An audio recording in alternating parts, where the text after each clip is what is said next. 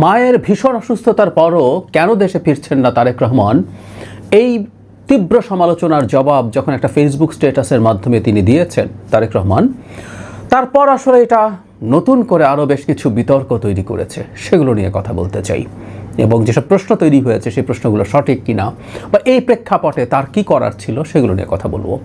তার আগে এটুকু হয়তো আপনারা খেয়াল করেছেন সবাই, সেটা হলো বেগম খালেদা জিয়ার অবস্থা স্থিতিশীল আছে, অ্যাটলিস্ট অবনতি হয়নি, স্থিতিশীল আছে। এবং তিনি যদি এরকম স্থিতিশীল থাকেন এবং আস্তে আস্তে কিছুটা উন্নতি করেন, আমরা খবর এটা পেয়েছি যে তাকে লন্ডনে চিকিৎসার জন্য নিয়ে যাওয়া হবে। আমরা জানি 5 আগস্টের পরবর্তী সময়ে তিনি লন্ডনে গিয়েছিলেন চিকিৎসার জন্য। উদ্দেশ্য ছিল লিভার ট্রান্সপ্লান্ট করা যায় কিনা সেই ইভ্যালুয়েশন করা, এবং জানানো হয়েছে সেটা সম্ভব না, তার বয়স এবং যে পরিস্থিতি আছে এটা আর হচ্ছে না। আমরা খুবই এক্সপেক্ট করব, বারবার বলছি, বেগম খালেদা জিয়া যত বেশি দিন সম্ভব আমাদের সাথে থাকুন, বিশেষ করে আমাদের এই ডেমোক্রেটিক ট্রানজিশনের টাইমটাতে যে টার্ময়েলের প্রবাবিলিটি আছে, সে সময় তার মতো একজন অভিভাবক যাকে অবিশ্বাস্যভাবে প্রত্যেকটা দল মতের মানুষ সমর্থন করে, পছন্দ করে। এমনকি আওয়ামী লীগও মনে হয় তাকে এখন পছন্দ করবে, কারণ 5 আগস্ট পরবর্তী সময়ে পূর্ণ সুযোগ থাকার পরও প্রতিশোধ নেয়ার কথা বলা দূরেই থাকুক, ন্যূনতম বক্তব্যেও তিনি দেখাননি তাদের প্রতি কোনো রাগ ক্ষোভ আছে। অসাধারণ স্টেটস পারসন হিসাবে তিনি ওই সময় নিজের পরিচয় দিতে পেরেছিলেন। যাক, মূল আলোচনায় আসি। তারেক রহমানের দেশে ফেরা এবং তার যে জবাব, সেটাকে কেন্দ্র করে অনেক রকম প্রশ্ন নতুন করে হাজির হয়েছে। সরকার রেসপন্ড করেছে, কেউ কেউ তার এই বক্তব্যকে ধরে নতুন প্রশ্ন তৈরি করে এটা বোঝানোর চেষ্টা করছেন যেন তারেক রহমান যদি এই দেশের হাল ধরেন আমাদের সমূহ বিপদ আছে। তিনি আমাদের মনে থাকার কথা, গ্রোসলি তিনি যে কথাগুলো বলেছিলেন আসলে সেটা হচ্ছে তিনি দেশে আসার ক্ষেত্রে এটা তার সুযোগ অবারিত নয় এবং এটা তার একক সিদ্ধান্তের উপরে নির্ভর করে না, এবং তিনি এটাও বলেছেন যে এটা খুব বিস্তারিত কথা বলার স্কোপ নেই।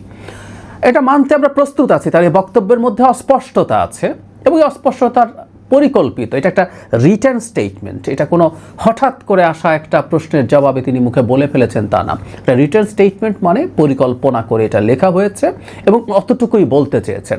ইনফ্যাক্ট তাকে রেসপন্ড করতে হতো, কারণ মা মৃত্যুপথযাত্রী, এমনকি তিনি আমাদের মাঝ থেকে চলে যেতে পারেন এই প্রবাবিলিটি আছে। সেই প্রবাবিলিটিতে তার সন্তান কেন আসছে না, এটাকে ঘিরে একটা নোংরা রাজনীতি শুরু হয়ে গিয়েছিল।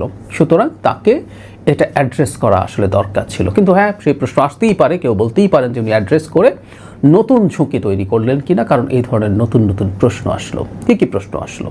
প্রথম, মানুষ কারণ খোঁজার চেষ্টা করছে কেন এটা তার হাতে না। অনেকগুলো প্রশ্ন। তাহলে কি সরকার তাকে আসতে দিচ্ছে না?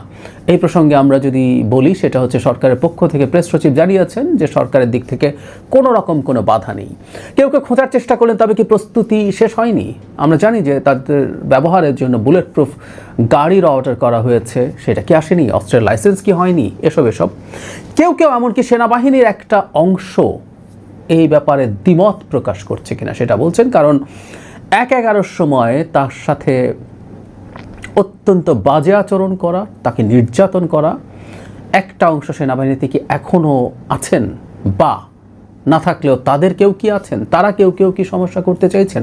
প্রশ্নগুলো এভাবে আসছে, আমি জাস্ট এগুলো উত্থাপন করছি। কিন্তু যে জিনিসটা সবচেয়ে বেশি আলোচনায় এসছে, যেটা আসলে চরম বিতর্ক তৈরি করেছে, সেটা হলো এই বিদেশি কোনো শক্তি এটার সাথে জড়িত আছে কিনা। বিবিসি বাংলা একটা বিস্তারিত রিপোর্ট করেছে, আপনারা রিপোর্টটা চাইলে পড়ে নিতে পারেন। সেখানে বলা হচ্ছে এরকম, তবে বিএনপির কিছু সূত্র বলছে তারেক রহমানের ফেরার বিষয়ে প্রভাবশালী কয়েকটি দেশের আপত্তির বিষয়টি কাজ করে থাকতে পারে। তবে কোন দেশ, কেন ও কিভাবে তাদের এই আপত্তির কথা জানিয়েছে তার সূত্রগুলো নিশ্চিত করতে পারেনি। হয়েছে কি, বিবিসির এই কথাটাও খুবই ভেগ ধরনের। আপত্তির বিষয়টি কাজ করে থাকতে পারে, এবং এখানে কেউ কেউ আবার এটা বিশ্লেষণ করার চেষ্টা করছেন। দুটো দেশের নাম আসছে এখানে, ভারত এবং আমেরিকা। তাদের গ্রিন সিগন্যাল নাকি লাগবে তিনি দেশে আসার জন্য। আমি নিশ্চিত নই, মানে এটা আবার আমি বলি সব সময় যে একটা দেশের অভ্যন্তরীণ ব্যাপার বলে আমরা সব কিছু পাশ কাটিয়ে যাওয়ার চেষ্টা করি।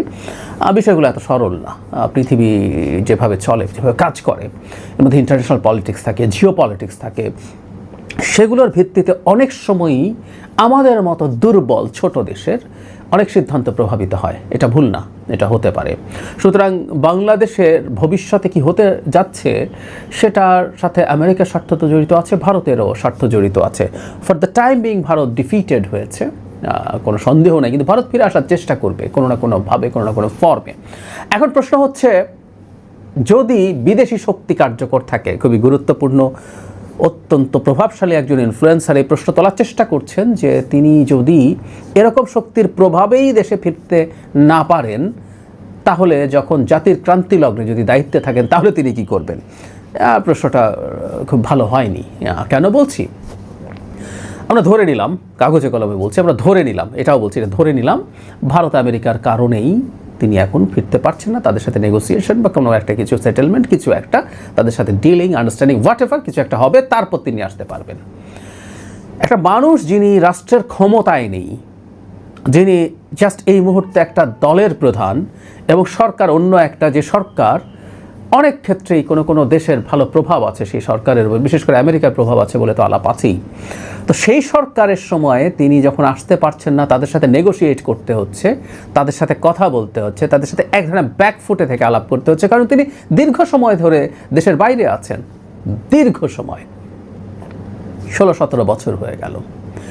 সেই মানুষটা যখন প্রধানমন্ত্রী হবেন, বাংলাদেশের নির্বাচিত প্রধানমন্ত্রী হবেন, এবং বিএনপি একটা ভূমিধ্বস বিজয় পাবে, নিশ্চিত থাকতে পারি আমরা। মানে অনেকে জামাত আর ইসলামী দল মিলে একটা খোয়াব দেখেন, সরকার গঠন করে ফেলতে পারে। সরকার গঠন দূরেই থাকুক, তারা রেসপেক্টেড নাম্বার, মানে মোটামুটি কাজ চলবে, সম্মানজনক একটা সিটও তারা পাবে বলে আমি মনে করি না। যাই হোক, সেই ডিবেটে ঢুকছি না।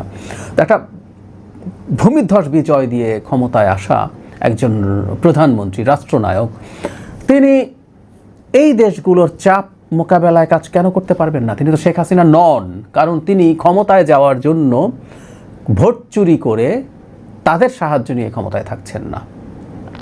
তিনি ক্ষমতায় যদি যান, এই দেশের জনগণের স্বতঃস্ফূর্ত ভোটে নির্বাচিত হয়ে যাবেন। সুতরাং তিনি ক্রান্তিলগ্নে ভারত আমেরিকার কথা শুনে দেশের স্বার্থের বিপরীতে কাজ করতে হবে, এটা ভুল। তবে আমি সবসময় যেটা বলি, গণতান্ত্রিক সরকার হলেও বড় দেশগুলো তাদের প্রভাব বিস্তারের চেষ্টা করে। সুতরাং ওরকম কিছু যদি হয়েও থাকে, সেটা ভবিষ্যতে কোনো সমস্যা তৈরি করবে না। আর এটা একটা ফ্যাক্টর কিনা আমি যদি সেই আলোচনায় যাই, আমার কাছে মনে হয় না। আমি ব্যক্তিগতভাবে মনে করি কোনো বিদেশি রাষ্ট্রের প্রভাব, মানে ভারতের কোনো প্রভাব এখানে থাকতে পারে বলে আমার মনেই হয় না। আর যদি ভারত তারেক রহমানের আশা পেছাতে চায়, এটাও তার একটা পজিটিভ ব্র্যান্ডিং। ভারত যাকে ঠেকাতে চায় তিনি সহি লোক, তিনি এই রাষ্ট্রের স্বার্থে কাজ করবেন, জনগণের স্বার্থে কাজ করবেন, এটা শিওর। তিনি ভারতের স্বার্থের বিপরীতে দাঁড়াবেন, এটা শিওর। সুতরাং তারেক রহমানকে যদি ভারত বাধা দিয়ে থাকে, আমি জানি না কিভাবে দেবেন।